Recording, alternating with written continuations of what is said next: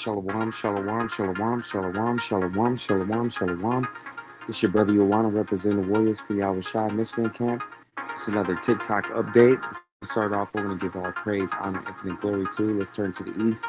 Yahweh, Bahashem, Yahweh Shai, Bahashem, Rakat, Wadash. Double honors to the elders and apostles, very millstone who rule what, teach what, tell us the truth. And a hearty shalom to all the Akim and Akab tuning in. Shalom, shalom. All right. Now, today, we're going into another TikTok update, going into the news and different things that's happening. Lord willing, this us edify. So we're going to hop right into it.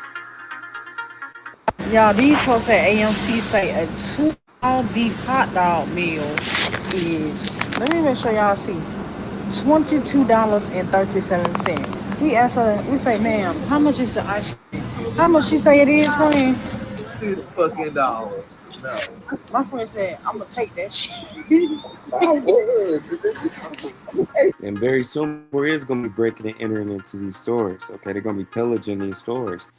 All right, very soon, the dollar is going to collapse. The power is going to go out.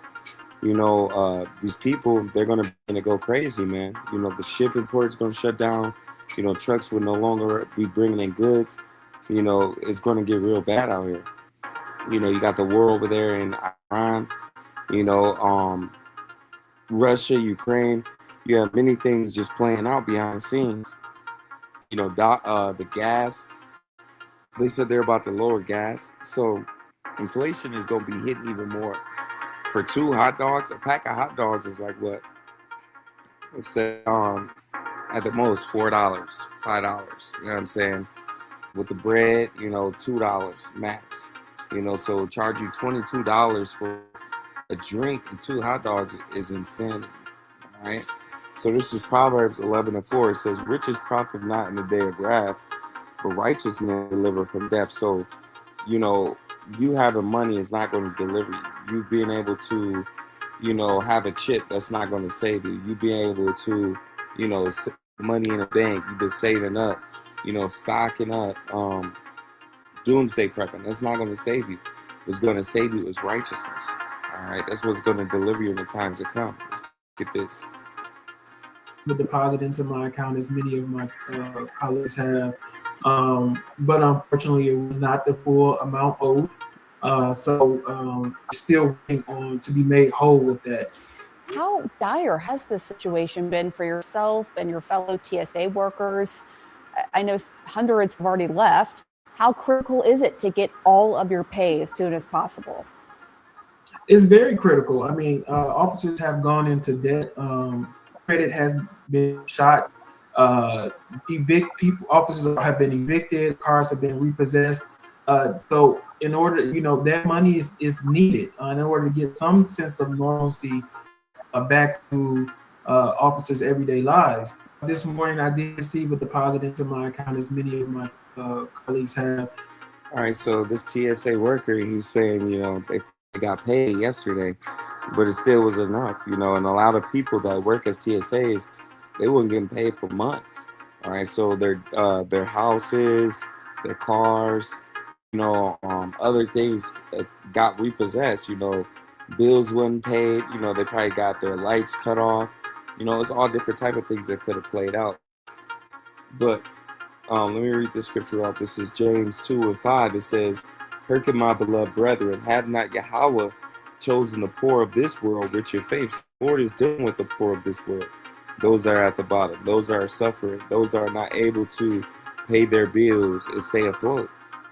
It says, the poor have chosen the poor of this world rich in faith. We're rich in faith and belief and trusting in Yahweh Shai.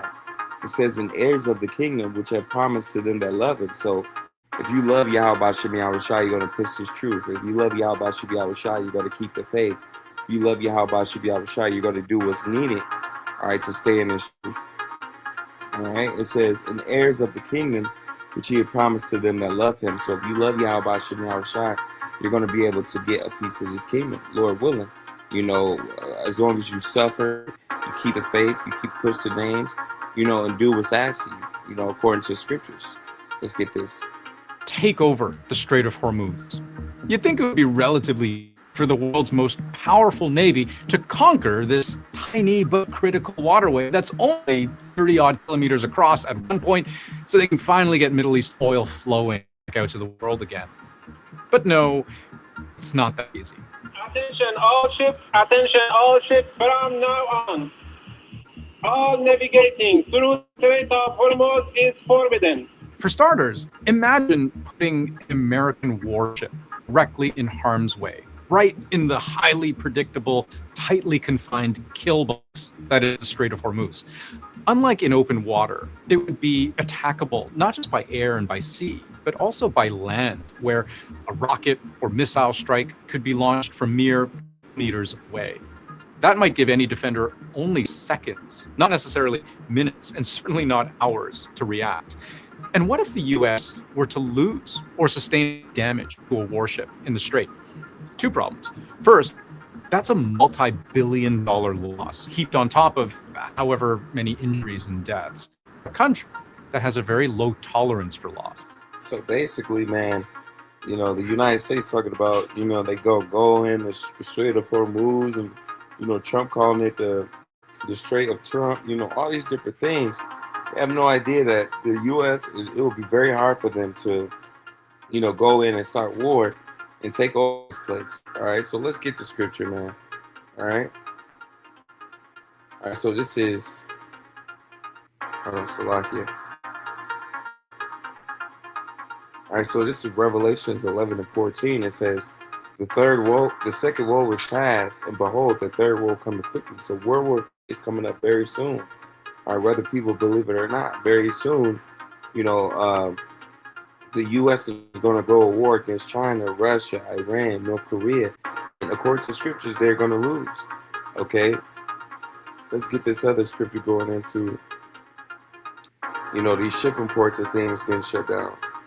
We can get another article going into this.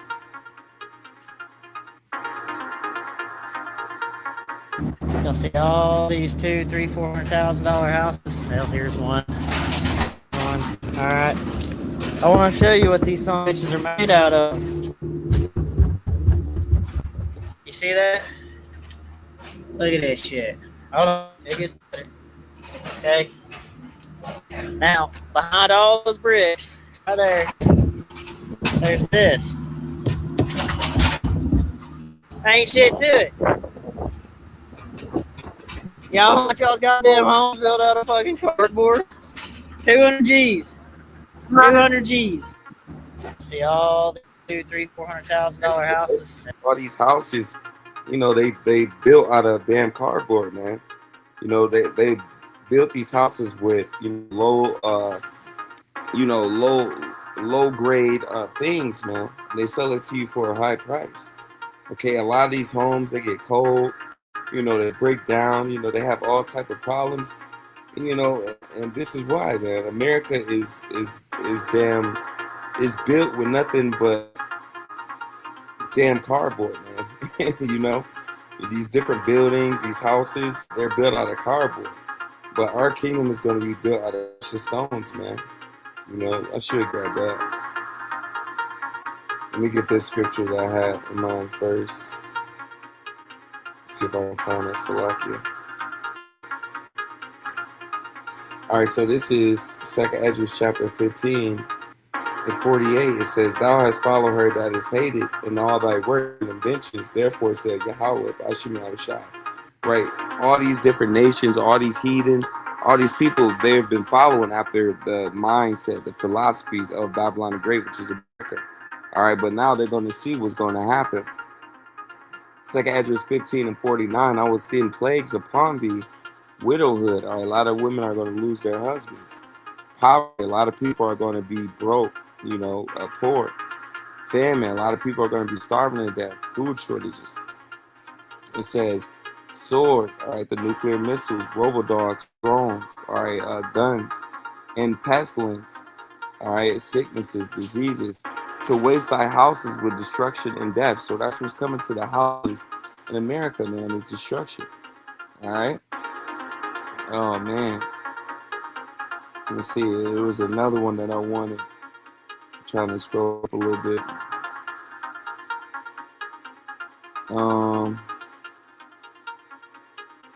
Dang, where is that? Salakia.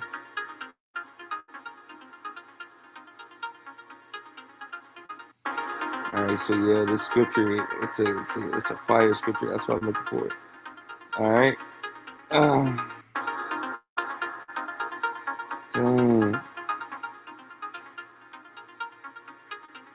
Salaki, I'm trying to find that. I'm about to find it any second.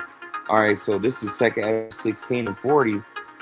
Let's get it from 39. It says, even so shall not the plagues be slack to come upon the earth. We just read some of those plagues. The famine, the sword, teeth of wild beasts. And the world shall mourn, and sorrow shall come upon it on every side. Everybody's going to be catching hell. Everybody's going to be suffering except for the elect. It says, O my people, hear my word, make you ready to thy battle, and those evils be even pilgrims on the earth. So we're going to be pilgrims on the earth. We're going to totally put away with the money, totally do away with our jobs, our cars, our houses, whatever we got in this world. We're going to totally walk away from it and be pilgrims of the world. Basically, you know, leave this society behind and follow Yahweh Shem Yahushai and be on the outskirts. You know, being you know, enemies of the state, man. You know, basically being on the run. You know, avoiding Esau, Edom, and his kingdom. It says, he that sell, 2 Ezra 16 and 41, he that selleth, let him be as he that fleeth away, and he that buyeth is one that will lose. So yeah, you know, you selling stuff, you know, you might be making a lot of money now, but it's for naught. Why? Because the society is going down the drain. You know, you might be buying up stuff, stocking up stuff, you know, building up your house, trying to get things in order. All right, but it's for naught. All right, 2 Ezra 16 and 42, he that occupied merchandise as he that have no profit by it. So right, you might be able to get a TV, Xbox 360, PlayStation, whatever, but it's for naught. Why? Because soon this society is going to end. It says, and he that buildeth as he that shall not dwell therein. Right, they're building all these houses, you know, saying that we're going to be in this, you know, 2030, you know, 2040, all this and that. But in reality, you know, all this is going to come to an end. We might not even make it that far. All right, so let's keep going. You are predicting here. I'm predicting that this. Give it to me straight. What is the worst case scenario that you are predicting here? I'm predicting that this is going to get worse before it gets better. This is going to be a longer and costlier conflict than just about everybody expected. You have said that a prolonged closure of the Strait of Hormuz is a guaranteed global recession. Do you still stand by that? Look, yes, the world economy cannot go without 20% of its energy supply, period. Rarely do we recognize history in the making, but is that what we are witnessing right now? We're sitting in the middle of an unprecedented time. Yes, we are experiencing, just as a factual matter, the big energy disruption in history. You have to just hope and pray that it doesn't go on for too much longer.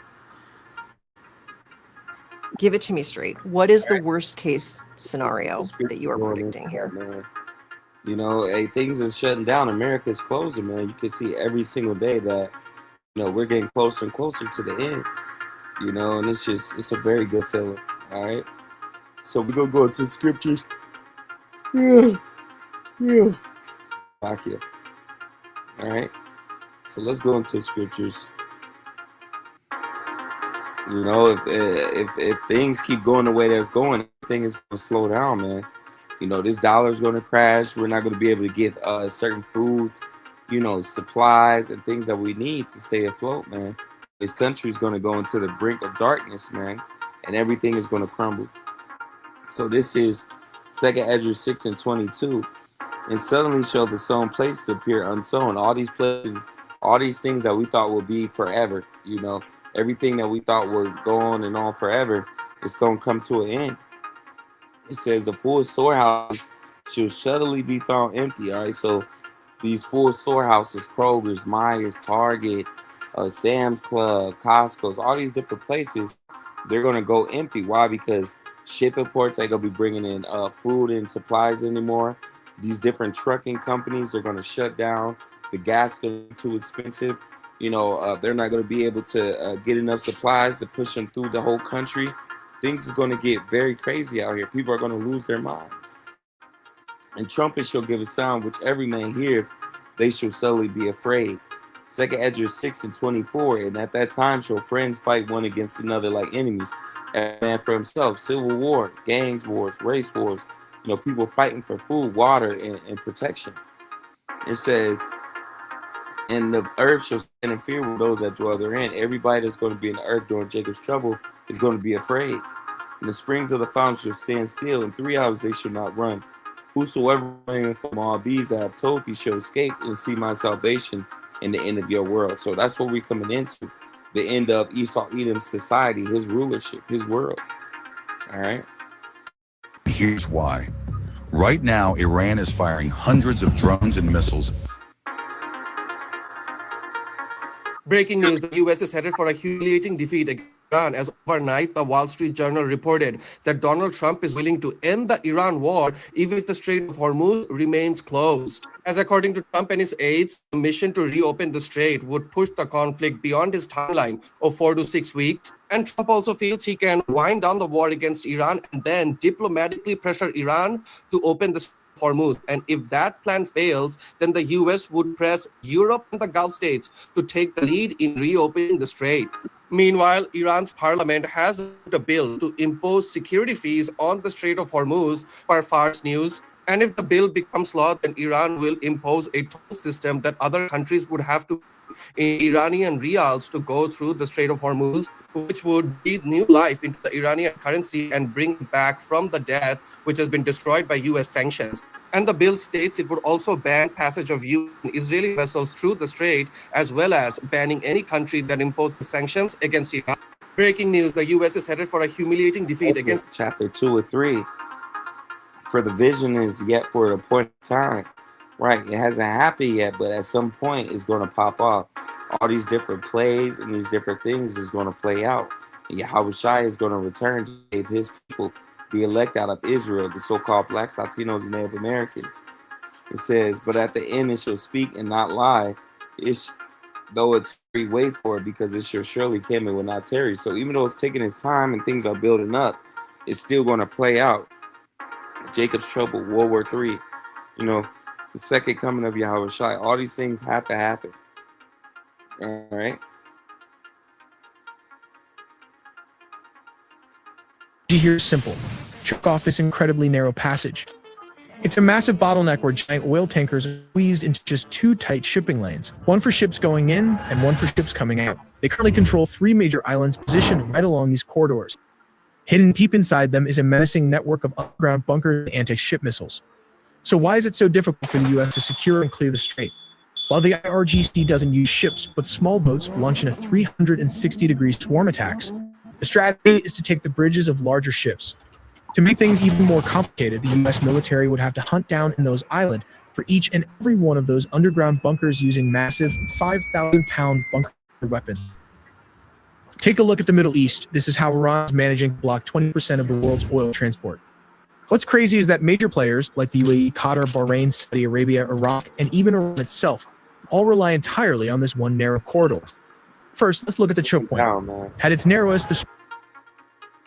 And you're disjoined from the audio, right? Yeah, it should be. Let me see. Sorry.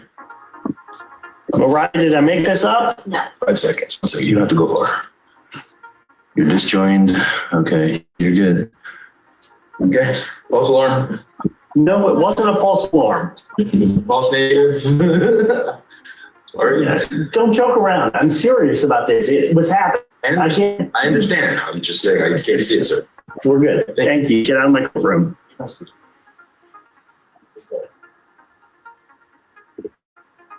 Find his supervisor. Jesus Christ. All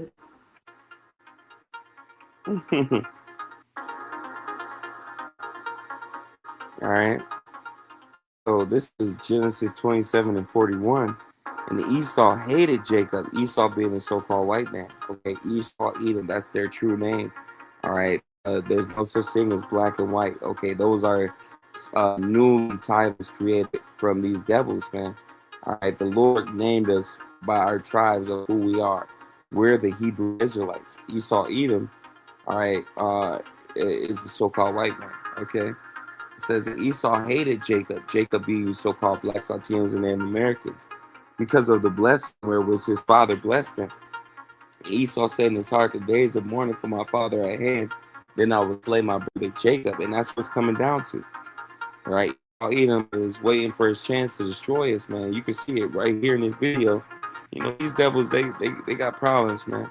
Let's get Leave this. the Donbass region within the next 2 months. A new demand telling Ukraine that you must leave the Donbass region within the next 2 months. If not, when it comes to peace negotiations, we're going to have a lot more demands. What we're finding out, according to Zelensky, is that Russia has told the United States that we can actually take the rest of that region within the next 2 months. And if we do so, well, I will tell you that the conditions will be different when it comes to peace talks. Zelensky announced this during the Bucha summit, saying, quote, "I'm surprised how anyone could believe this," adding the fact that Russia is claiming they could take that land in 2 months. Yet, if you actually look at the progression that Russia is doing on the front lines, it could actually take Russia 3 to 4 years in order for them to get that land. So why would Ukraine give that up to begin with? They wouldn't. This is just one of Vladimir Putin's ploys to try to convince the United States side that Russia's doing so well and Ukraine is not doing well, and so they should just give up now. And the thing is that we have satellites, we have images, we have deep state maps. We can actually see the slow progression the Russians have. We can also see how Russia is recruiting less men than what Ukrainians are taking out. And so this is just a pressure point that Putin's trying to try. I will tell you, it's probably not going to work. I'll be sure to keep you guys updated on this, though, so please do share my videos and follow me for more. Russia has just issued a new demand, telling Ukraine that you must leave. So now Poland is telling the United States, no, thank you, we're not doing that.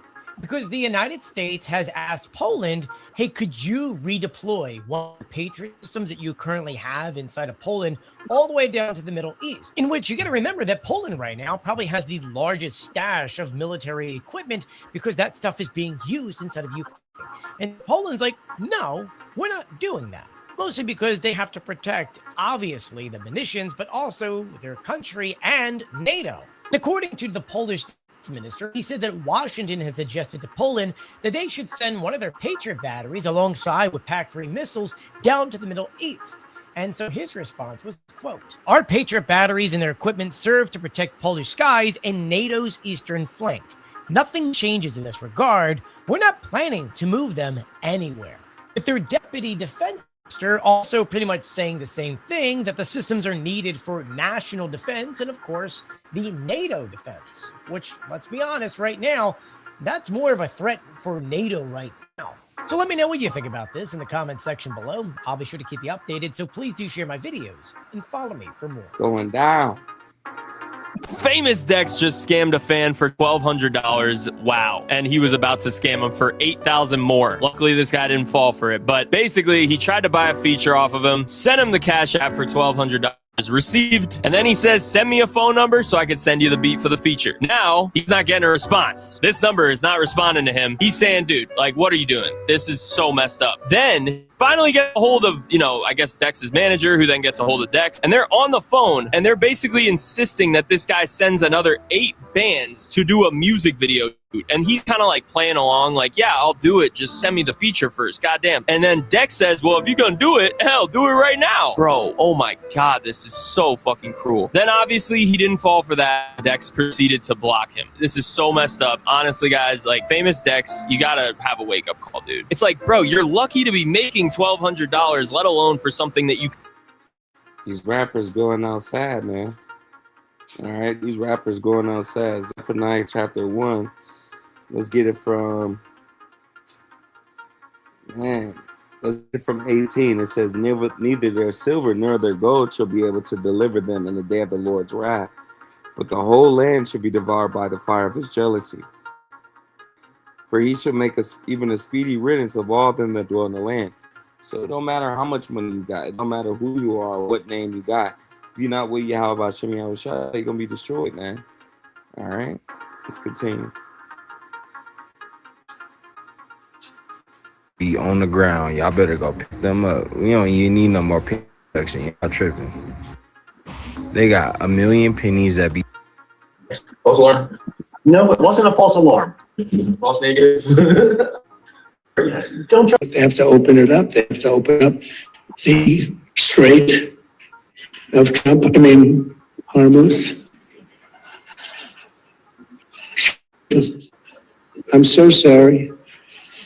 Such a terrible mistake. The fake news will say he accidentally said, no, there's no accidents with not too many. If there were, we'd have a major story.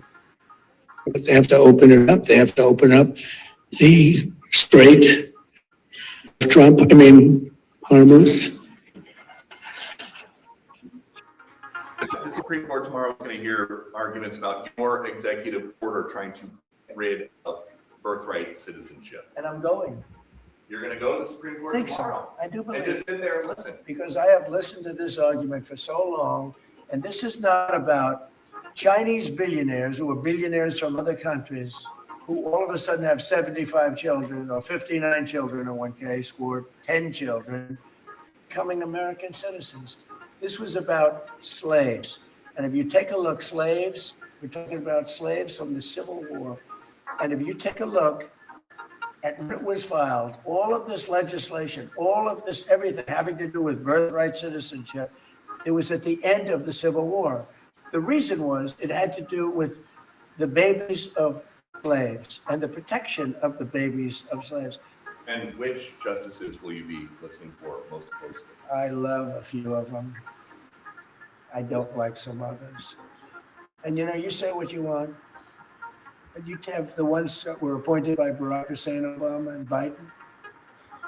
I don't care how good your case is. You can have the greatest case ever. They're going to rule against you. They always do. And it's not supposed to be that way. Now, the Republicans tend to be very different. They're how honorable they are. So a man can appoint them and they can rule against him. It's so proud of it. We're so proud we ruled against Trump. We're so proud. We're above it. There are those that say that's wonderful. And there are those that say they're so stupid. The Supreme Court tomorrow is going to hear arguments about your executive order trying to get rid.